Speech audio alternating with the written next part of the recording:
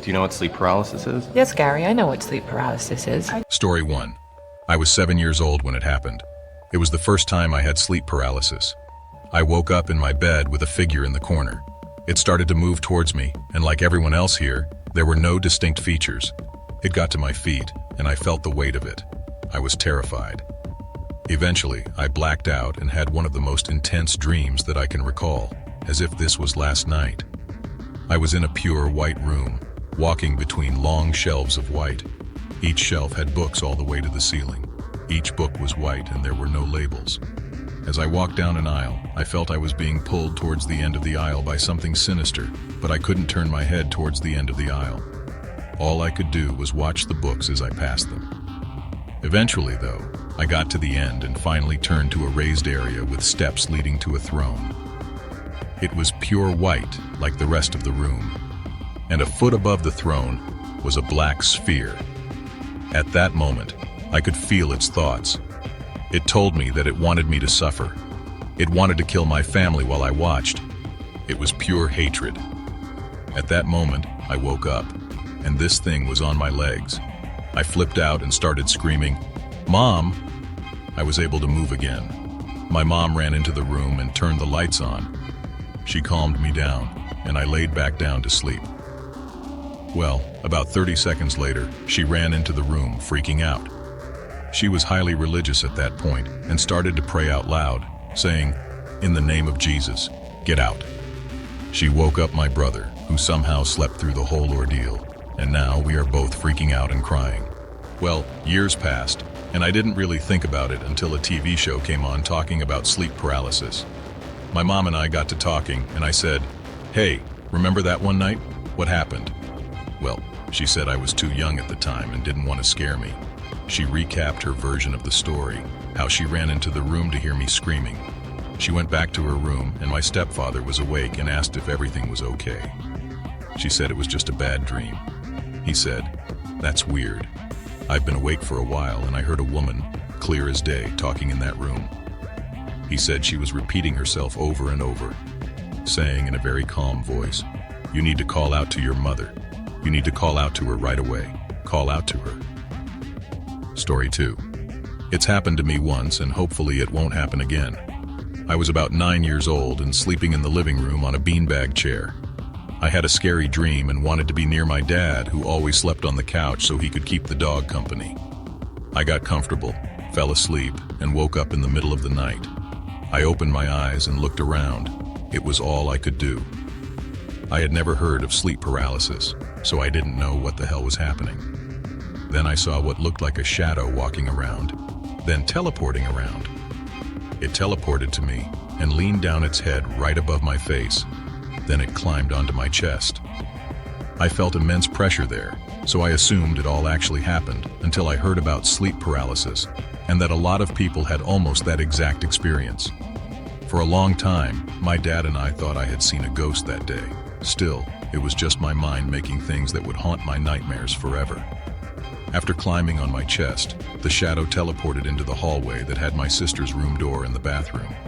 It went into my sister's room first and then teleported out, walked into the bathroom, and then turned into a dog. The dog was barking at me, but there was no sound. It was like someone had muted him, and then he disappeared entirely, and I never saw him again.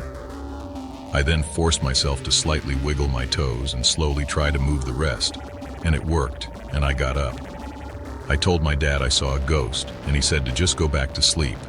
I didn't. I couldn't. When he fully woke up, he listened to the story again, and he tried to reassure me that it wasn't a ghost, but he had seen strange things happen that made him believe there actually was a ghost, so he believed me and just didn't want to freak me out.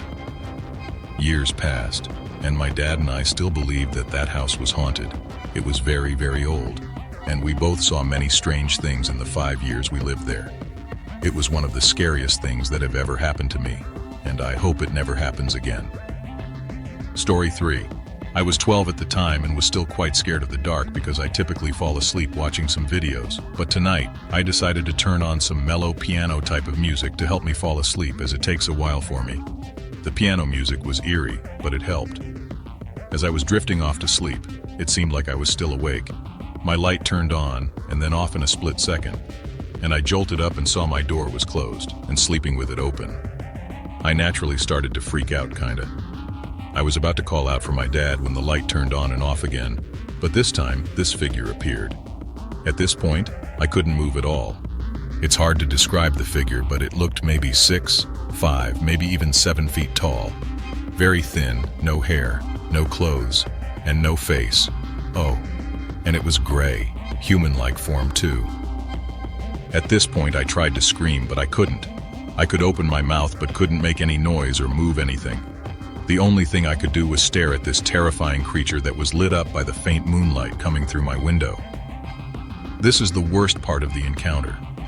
The thing suddenly jumped on me, and I was turned on my stomach, and my face was smashed into my pillow.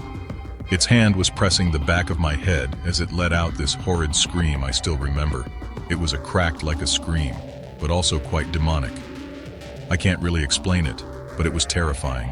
I could scream now. I don't know why, but I could, and I screamed for my dad, and the figure disappeared, and I seemingly woke up in a sweat. I yelled for my dad, and he came bursting into my room, opening my door. And I felt the imprint of a freakishly large hand on the back of my head. Since then, I've sworn off listening to music when trying to fall asleep, as I hope that's all that caused it. I haven't had another encounter with the creature again. Story 4. My first time having sleep paralysis was after one of my very first paranormal experiences. I lived in Fort Bragg, North Carolina, in a neighborhood called Linden Oaks that was notorious for scary shit. I was about 10 or 11 and so close to falling asleep when I heard a little girl crying. My 11-year-old brain took that as my body just going into a dream until the crying got louder and louder until it was almost more like screaming in my ear. I grabbed my safety stuffed animal, ran to my parents' room, and slept with them. I remember it really clearly. It was about 2:30 in the morning.